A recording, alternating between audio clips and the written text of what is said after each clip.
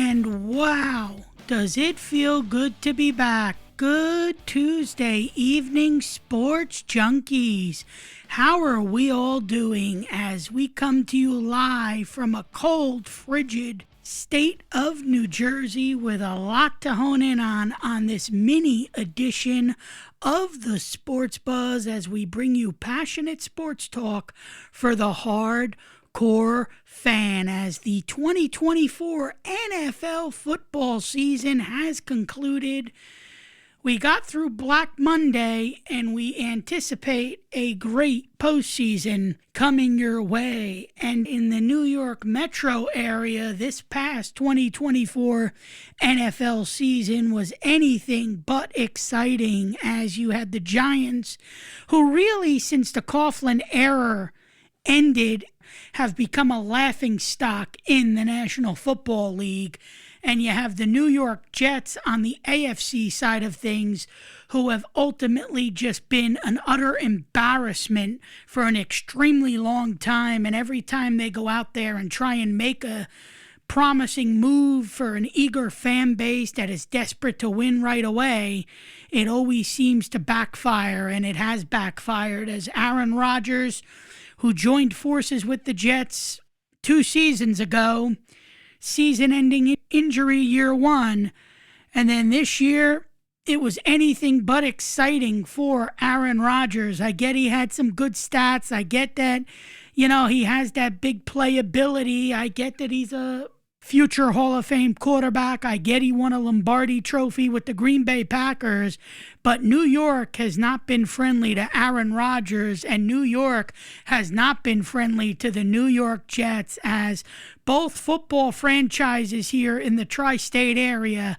have left the fans upset, angry, and annoyed, and it's been doom and gloom for a while now. And listen, I'm going to start off with the Giants and basically tell you that I think the owner, John Mara, is out of touch. I think he needs to get up, and I think he needs to look himself in the mirror. Because when you come off of a 3-win season and you didn't show up in any game that you went out there and played this season, you deserve to be criticized. You deserve to be questioned. You deserve the fan base to be angry at you.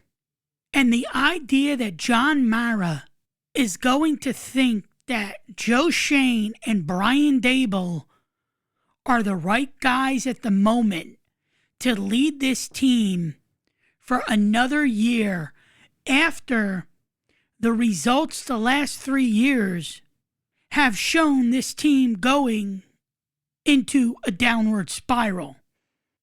I told you that the 9-7-1 record 2 years ago, with the first year Brian Daboll was at the helm, was a fluke. We knew Daniel Jones wasn't the right quarterback for this football team. But what we also knew is the only way the team would excel is by keeping Barkley and making him a centerpiece to that offense that thrived year 1 under Daboll. But they chose for Barkley to go elsewhere. And what does Barkley do? He goes to an arch rival in the Philadelphia Eagles. He joins forces with Jalen Hurts, and he has the best season of his NFL career. Over 1,000 yards on the ground. And the Eagles were a dominant force in the NFC all season long. And John Mara's going to come out on Black Monday and speak to the media and tell you how his patients are wearing thin, how he doesn't like the direction the team is going in, how he met with Brian Daboll and Joe Schoen on Friday and had a long, extensive meeting, and then talked to Tisch over the weekend and decided that it was in the franchise's best interest to bring the 2 knuckleheads back. If I'm an owner of a football team and I'm watching 18 weeks of football week in and week out, not one thing the Giants did this past season told me that Dable or Shane were worthy of coming back with this football team. They didn't look prepared. They didn't look fundamentally sound. They never seemed to really compete in games. Brian Dable took over the play calling. The chemistry has never been there with this team. And then you bench Daniel Jones. Then you cut him. He goes to Minnesota to become a third-string quarterback. And you're left with Drew Lock and Tommy DeVito. And a bad, weak offensive line. And a defensive secondary that can't find themselves or make big plays defensively or get the turnover. And a team that just looked lost week in and week out. I get that Shane and Dable didn't bring in Daniel Jones. And I get Jones wasn't their guy. But you have a job to do, and your job is to go out there and win. Your job is to go out there and prepare your team week in and week out to make them a viable force on the football field and to bring a winning culture and winning success every week when you go out on that football field and play for 60 minutes against an opponent. And what I've seen the last 2 years out of this football team was non-competitive play on the field week in and week out. And in all honesty, folks, I get the owner may not want to go out there and make a change, but you know what? When your fans are paying money to go to your games every week, when they're buying concessions, when they're paying for the liquor at the concession stands, when they're paying $40, $50, $60 to park their car, when they're going to tailgate, when they're going to sit in the cold weather and freeze their tuchuses off, you know what you can do? Ownership, you can go out there and give them a team that's worthy of winning. You can go out there and give them the goods that's going to put a winning product on the field. And to get up every week and to try and get excited for football here in the New York metro area was very tough because there was nothing to latch on to. And to me, yesterday, the owner looked very weak. And in this city, you can't be weak. And I don't blame the fans for being annoyed. I don't blame the fans for being disgruntled. Everything I've heard from Brian Dable since he's come to this team has been nothing but a bore fest. He doesn't give answers to the media. You ask him a question, he gives you very limited information. He doesn't give you a feel for what they're doing to make progress with this team. If you go back and watch some of the Hard Knocks episodes from last year, it'll give you insight to how Shane and Dable think and the mindset they have. And to me, they're not keen understanders, or they're not keen on what it's like to go out there and win. And the Giants have a lot of question marks this offseason. I think the biggest one right now is what do you do with the quarterback position? Because I don't think there's enough in this NFL draft at the quarterback position to tell me they're worthy of going out and getting a quarterback. And after what we've seen of Daniel Jones and the way that failed right in front of ownership's face, I think you need to go out there and find a way to get a veteran. You need to make a trade. You need to do something to get a veteran quarterback in here that's going to be able to lead your team. A quarterback that's been in that big, tough pressure situation. A quarterback that has mounted a winning comeback downfield. A quarterback that has gone out there and put the team on his back and led them to a victory. It's the most important position of your football team. And that's the biggest position you need to solve this offseason if you're the New York Giants and you want to overcome all of the obstacles that have gotten in your franchise's way. Because let's face it, folks, since Tom Coughlin and Eli Manning left this football team, this franchise has been in disarray. Mara decided to bring in McAdoo. How did that work out? Pat Shurmur ended up being a dud. Joe Judge ended up being a dumb clown. And now you have Brian Daboll, the fat guy who became the skinny guy, more worried about the Ozempic weight loss shot than teaching the team fundamentals and what it takes to go out there and win and bring your team winning success. If Brian Daboll worried less about the Ozempic shot and what his figure looked like on the sideline and started getting this team back to some significance, competitiveness, maybe, just maybe, I could buy into the theory that this was a serious franchise looking to go out there and compete week in and week out. And then if you're the Jet fan, on the AFC side of things, I feel your pain. I feel your frustration. I get it. You were so hoping that Aaron Rodgers was going to be that guy to get you over the hump. You were hoping he was going to take you to the promised land. You were hoping that that Lombardi trophy was in the near future for your franchise. Well, folks, I got a bridge to sell you in London, because Aaron Rodgers wasn't destined to work out with the Jets from the initial day he signed the contract. I told you this was Brett Favre 2.0. I told you this marriage wasn't going to work out. You cannot give the keys to the kingdom to the quarterback and let him call the shots and expect to go out there and win football games. You saw the friction with him and Saleh. They decide to fire Saleh a quarter way through the season. They keep Hackett with an inept offense who was leading the offense, who can't call plays because Rodgers wanted them to keep Hackett. How did that work out? And when the owner after the game outside of the locker room is asked, what'd you think of this season? Well, I think it was great. We were on 5 to 6 primetime games. We went out there. We fought hard today. We beat the Dolphins. You're going to be happy because you beat the Dolphins in week 18.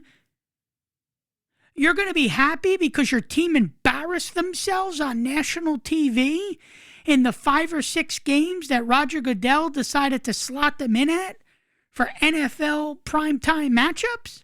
You're going to be happy at the idea that you let your son, who's a Madden freak, go out there and give you Madden video game player ratings, and you use that to try and judge how these players are going to play for you on your respective football team? You're happy because you made an effort to go out there and get Aaron Rodgers?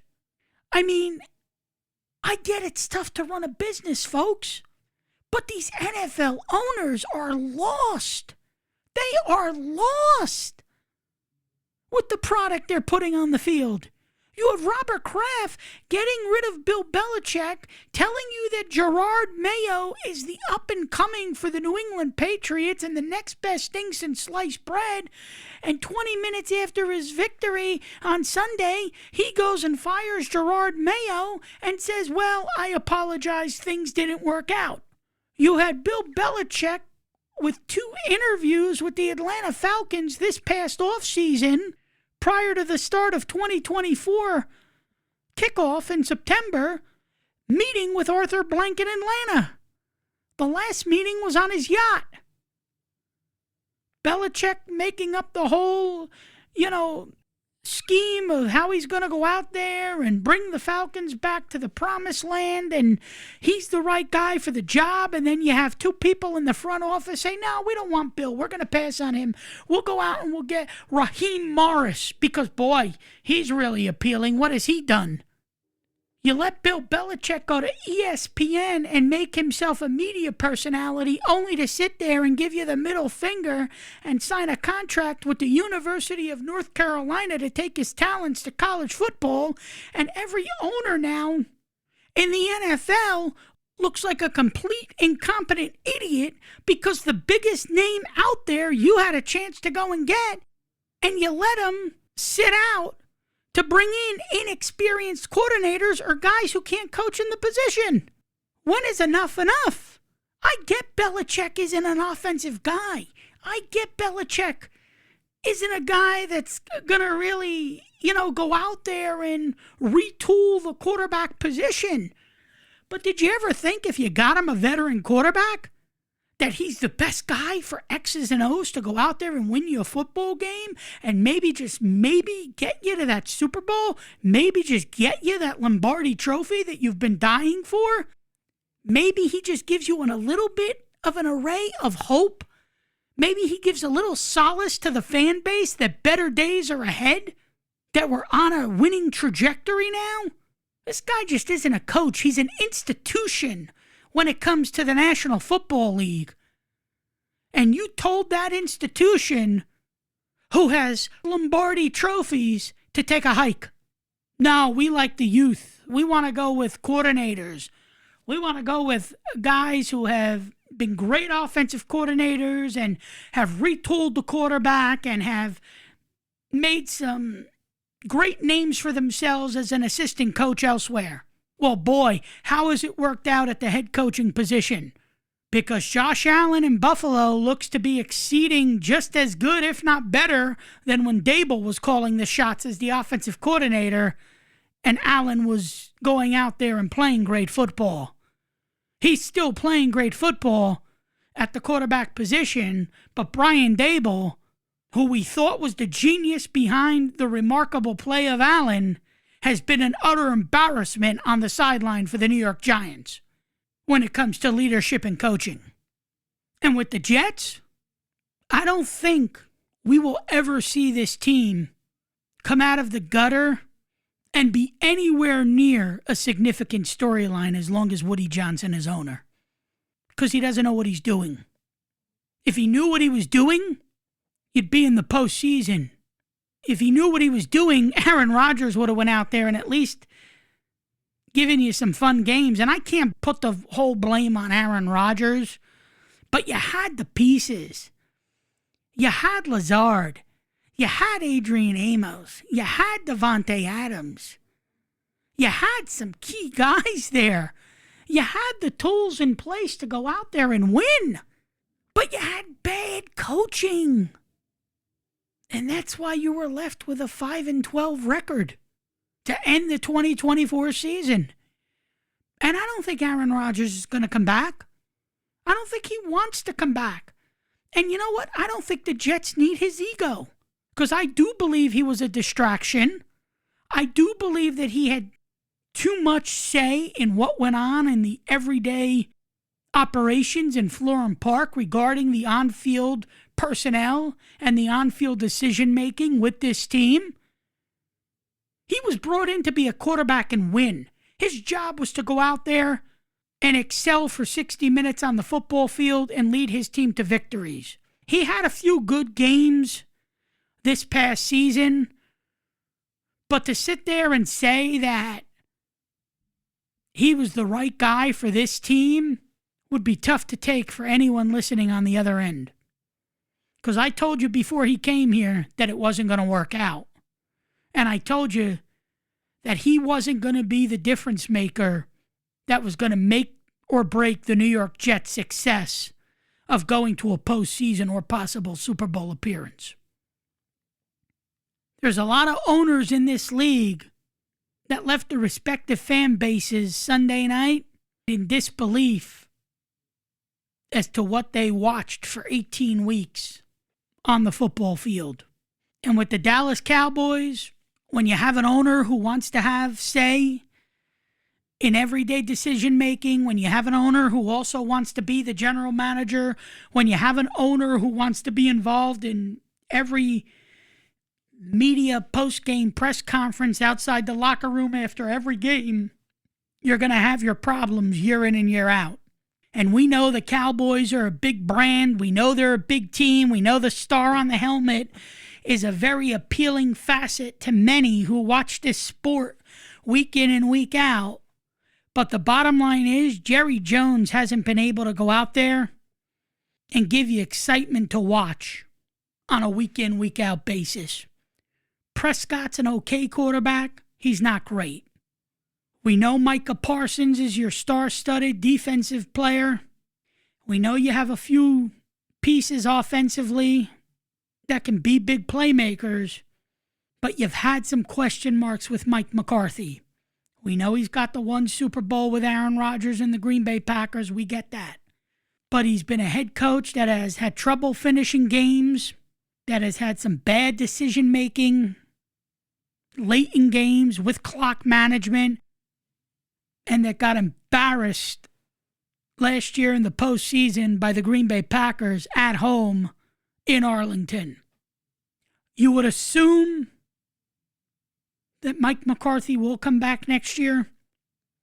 I know there were reports that the Bears reached out to Dallas to see if they could speak to him about their opening a little while ago.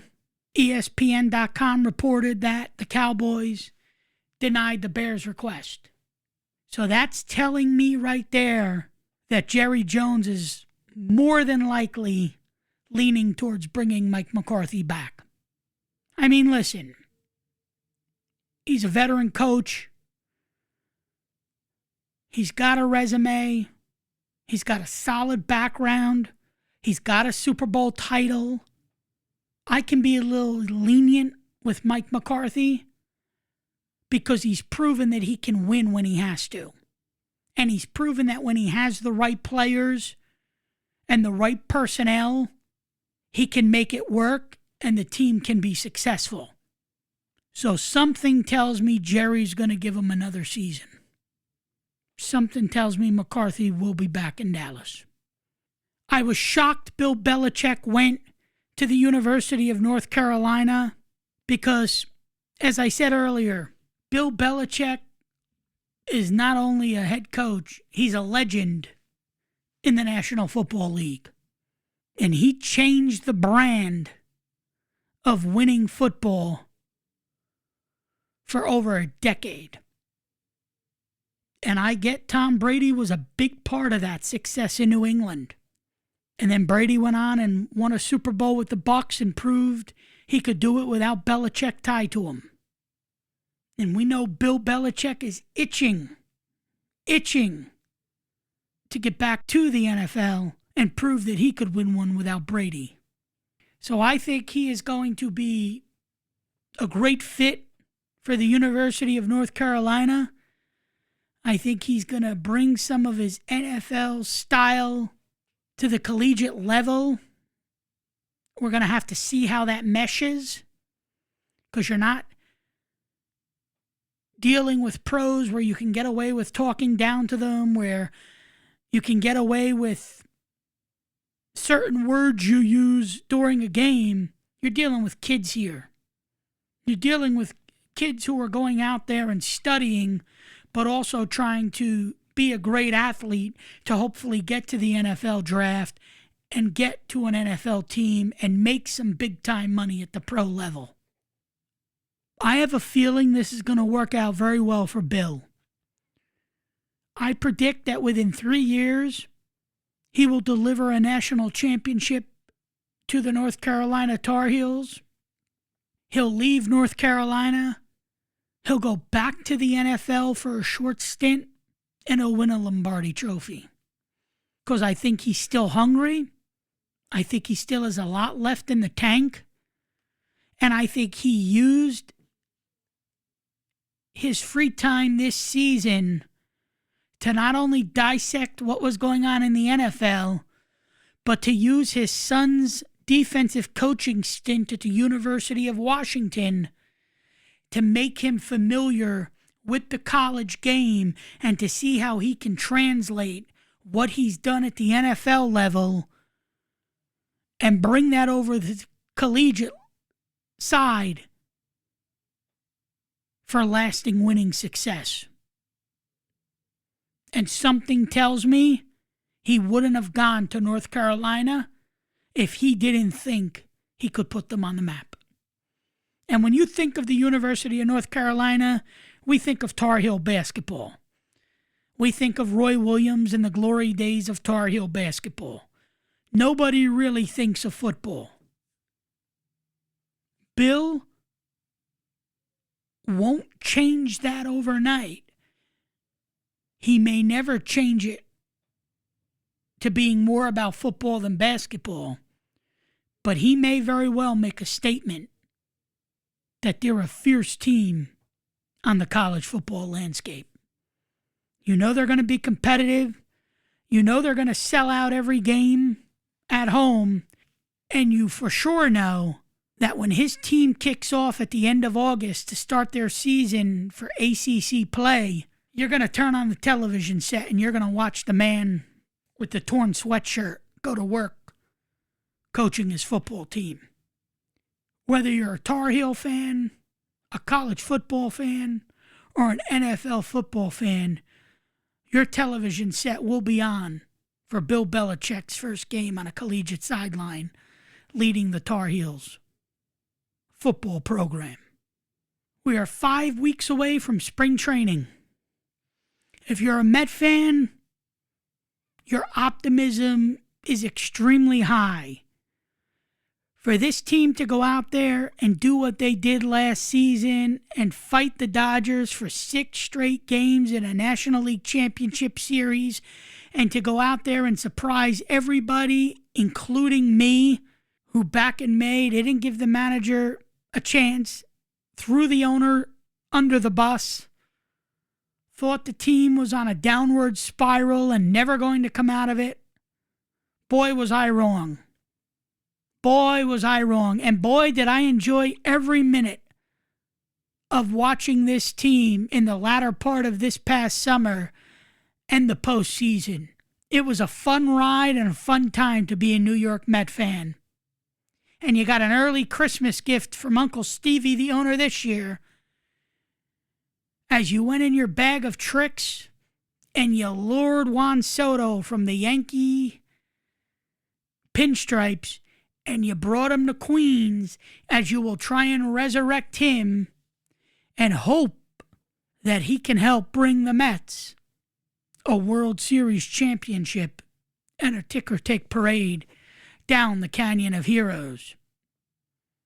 And the $765 million offer that Steve Cohen offered Soto was very enticing to Juan, was very enticing to the agent, Scott Boras. We know the contract had some escalators in it. We know that Soto's going to have some leeway with his family, getting his family more involved in the sport with him every day, having them have a suite at Citi Field so they can enjoy watching them. Boy, is it a great time to be a Met fan. But if you're a Met fan, you sit back and you wonder about what the future holds for a guy that's been an integral piece to the puzzle the last several years in a Met uniform, a homegrown Met in Pete Alonso. For 2 years, I've been telling you that they need to make this guy a captain. For 2 years, I've been telling you that they need to go out there, make him the leader of this team, build around him, but make sure that he's a vital piece to the puzzle of going out there and performing day in and day out for this team. I get he's older. I get he didn't have as great of a year as you would have wanted him to have this past season, but he had some big hits in the postseason, none bigger than that 9th inning home run in Game 3 of that wild card round against the Brewers to propel the Mets to the divisional round against the Phillies and helped propel them to an NLCS. And he's also been a huge facet for this team and the fan base. Most of the Met fans love Pete Alonso. They love what he stands for. They love the fact that he's a gritty player. They love the fact that you at least know when he goes up to the plate, he's going to work the count. He's going to try and hit for power. And I think the Mets need to do everything in their power over the next few weeks to try and come to a resolution and sign him to be part of this franchise in the coming years. He's not worth $212 million. I can tell you that much. I would try and sign him for 3 to 4 years, see how he does, and take it from there. But I do think he needs to be in a Met uniform, and I do think he needs to be on this team. And I think Cohen, when all is said and done, will try to do everything in his power to make that happen. But we know Boris is a tough agent, and we know he's going to go out there and try and get everything he can get for his star player, and rightly so. That's why he's one of the best agents in the sport. And if you're a Yankee fan, listen, I get your frustration. I get your disgust. I get your anger at Juan Soto right now. And you have all right to be angry because he was fantastic for your team this past season. He was the perfect guy in pinstripes, and he was a huge piece of the puzzle to get you to a World Series matchup against the tough LA Dodgers with Shohei Ohtani and company. And you know I can't stand the New York Yankees, but I thought he was going to take less money, go back to the Yankees, put the pinstripes on, and work with Aaron Judge to deliver the Yankees a World Series championship. So I was very surprised. I wanted him to come to the Mets, but I was very surprised when he did because I didn't think he was going to. But I'm thrilled now, and I can't wait for baseball to begin. Because not only does it mean the anticipation for opening day, it also brings the excitement here on the East Coast for warmer weather and a lot more outside activities. So as the NFL postseason begins, we gear up for some exciting play on the football field this weekend. I'll be back the end of this week to bring you a full edition of the Sports Buzz, passionate sports talk for the hardcore fan. That's our daily motto. We ask you to spread the word, tell your friends, tell your family, tell your colleagues, anybody listening on a regular basis. Spread the words as we continue to try and grow this entity, the Sports Buzz. You're not going to get this on commercial radio. You're not going to get this on any other outlet but the World Wide Web as we go east to west, north to south. We try to give you a national perspective most of the time, but sometimes you got to hone in on the local scene, the local area. And tonight, I gave you more of a local flavor of what's happening in the world of sports than I did a national flavor. But we'll be back the end of the week with my broadcast partner, Andy Loigu, and we'll dissect everything happening in the world of sports. We'll take your phone calls. We'll try and get some guests along the way, and we'll bring you thought-provoking, hard-hitting content that you won't get anywhere else. I thank you all for giving me a few minutes of your time. Enjoy your week of NBA games and college basketball games and NHL games. And we'll be back to delve deep into the wild card round matchups of the National Football League the end of this week. Adios until next time.